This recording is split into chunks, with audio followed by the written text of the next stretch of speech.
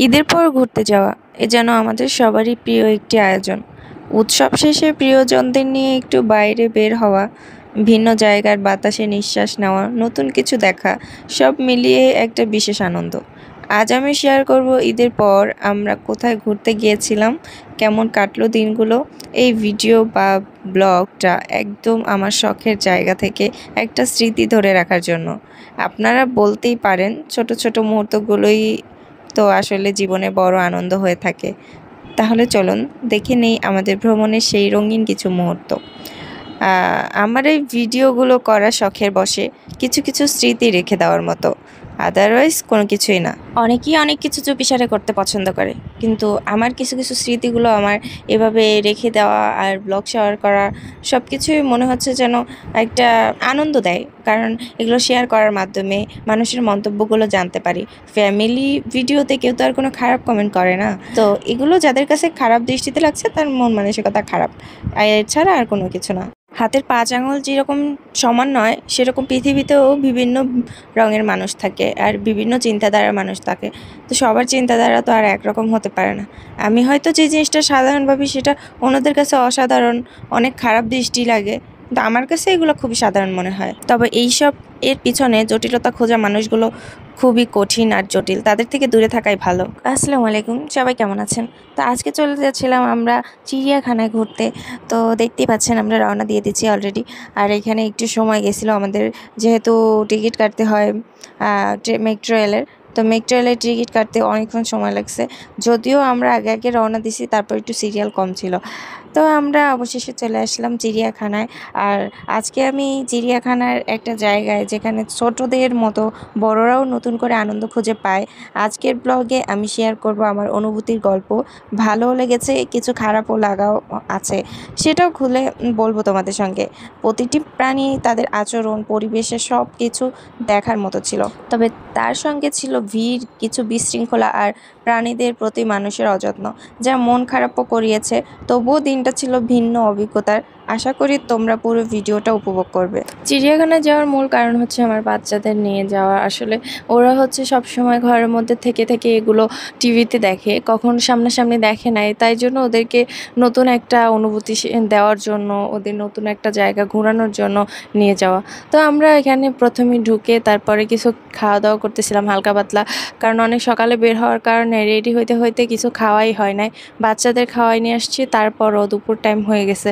তো ভাবলাম যে হালকা পাতলা খাই, ঘুরি ফিরি, তারপর আবার এসে লাঞ্চ করব। দেন বাচ্চাদের এখানে পানি টানি যা লাগে খাওয়া দাওয়া করালাম। তো করানোর পরে আমরা রওনা দিলাম ওইখান থেকে ভিতরের দিকে। আস্তে আস্তে দেখলাম যে এখানে মাশরুম, অনেক বড় বড় মাশরুম, এগুলোই মানে চাষ করে করে ওনারা বিক্রি করে। তো আমি আর ভাবি এটাকে রিসার্চ করছিলাম যে ভাবি দেখেন এখানে কত বড় বড় মাশরুম। তারপর যেহেতু চিড়িয়াখানা হাঁটার জায়গা, পুরোটাই হাঁটতে হবে, তো এখানে আস্তে আস্তে যাচ্ছিলাম আর দেখতেছিলাম বিভিন্ন পশু পাখি। তো এখানে এত বড় বড় মানে পাখিগুলো, টিয়া পাখিগুলোর লেজগুলো অনেক বড় বড়। আসলে এগুলো টিয়া পাখি ছিল না, এগুলোর নামগুলো আমার মনে নাই, কিন্তু লেজগুলো আর পাখিগুলো এত বড় বড় কি বলবো। আমি আগে হয়তো দেখছি, কিন্তু এবার দেখেও অবাক হয়ে গেছি। আর আমার বাচ্চাগুলো তো আরও। আর এখানে এত ঘিচিবিচি করে আটকাই দেওয়া হয়েছে, বা পাখিগুলো পরিষ্কার মতো দেখা যায় না। আর এখানে ছিল বক, অনেক লম্বা লম্বা। চিড়িয়াখানা মানেই হচ্ছে অন্যরকম পশু, অন্য ধরনের পশু, সব কিছু দেখা। যদিও এগুলো স্বাধীনতা হচ্ছে, এরা ছাড়া বড় হবে, ছেড়ে ছেড়ে বড় হবে সুন্দরবনের মতো, কিন্তু এটা যেহেতু চিড়িয়াখানা, এখানে সব কিছু দেখানো, মানুষজন ভ্রমণ করতে আসে, দেখতে আসে, তার জন্য আর কি এগুলো আটকায় রাখা হয়। কিন্তু পশু পাখি তো আটকানোর জিনিস না, ঠিক না? ওদের মুক্ত আকাশে উড়তে দেওয়া উচিত। তবে আমি ছোটবেলায় আরও একবার এসেছিলাম, কয়েকবারই এসেছিলাম এখানে।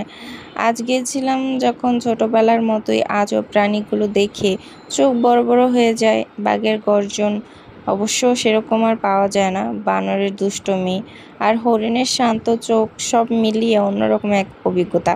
যদিও আসার পথে দেখলাম বানরের অনেক দুষ্টুমি, তবে খারাপ লাগার জায়গাও ছিল। কিছু খাঁচা নোংরা, কিছু প্রাণী যেন কষ্টে আছে। প্রকৃতির সন্তানদের এমন অবস্থা দেখে একটু মন খারাপও হলো।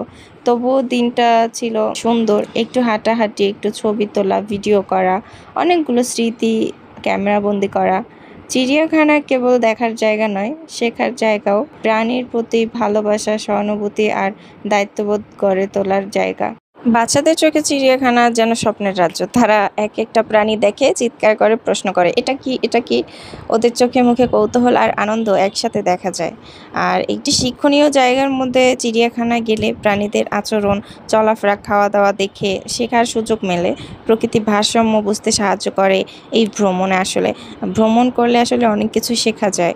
দুঃখের জায়গার মধ্যে রয়েছে কিছু প্রাণী ক্লান্ত দেখায়, তারা হয়তো মুক্ত বাতাসে দৌড়তে চায়। তাই মনে হলো শুধু দেখা নয়, ওদের ভালোর জন্য কিছু ভাবা দরকার। ছবি তোলা, প্রাণীদের সাথে সময় কাটানো, আর দিন শেষে ছোট্ট একটা ক্লান্ত হাসি, এইসব মিলিয়ে চিড়িয়াখানার দিনটা রয়ে যাবে মনের এক কোণে। যদিও এখানে দেখা যাচ্ছিল, যখন আমরা বাঘ দেখতে গিয়েছিলাম, সিংহ দেখলাম সিংহর মানে ওইরকম গায়ে শক্তিই নাই। সিংহ মানে সিংহর মতো থাকবে, কিন্তু তা না। রয়্যাল বেঙ্গল টাইগার, তার গর্জনই থাকবে অন্যরকম। কিন্তু একজন তো মানে উঠে পর্যন্ত দাঁড়াইতে পারতেছিল না, এমন অবস্থা। হয়তো তাদের খাওয়া দাওয়ার খামতি থাকতো, জানি না, তবে মনে হলো এরকমেরই। আমাদের উচিত আমাদের প্রাকৃতিক সন্তানদের খেয়াল রাখা। অবশেষে আমরা ভ্রমণ পুরো কমপ্লিট করতে পারিনি, কারণ হচ্ছে যে আমাদের হাত পা পুরো ব্যথা হয়ে গেছিলো, আর বাচ্চারা তো একদমই হাঁটতে চাচ্ছিল না। তা আমার মেয়ের এই হাঁটাটা দেখে আমার ছোটোবেলার কথা মনে পড়ছিল, ওর এই আনন্দটা দেখে। তার মাঝে একজন এসে বলতেছে যে, আপু একটু কথা বলতে পারি? তারপর আর কি যা যা দেখলাম সেগুলোই শেয়ার করলাম তার সাথে, যা যা জিজ্ঞেস করলো। কিন্তু সে আমাকে জিজ্ঞেস করছিল এই বনের মধ্যে সবচেয়ে কোন পাখিটা আমার ভালো লাগছে, আমি কার মতো হইতে চাইছি। তবে আমরা মেয়ে হিসেবে আমাদের মনে হয় আমরা সব সময় ময়ূর হওয়ার চেষ্টায় থাকি, কারণ আমরা সুন্দর পছন্দ করি, সুন্দর হওয়ার চেষ্টায় থাকি। ভিডিওটি ভালো লাগলে লাইক কমেন্ট করে জানাতে ভুলবে না। আর এমন আরও ভ্রমণ বা নিত্যদিনের ব্লগ পেতে আমার পেজটিতে সাথেই থাকবেন। আল্লাহ হাফেজ, সবাই ভালো থাকবেন।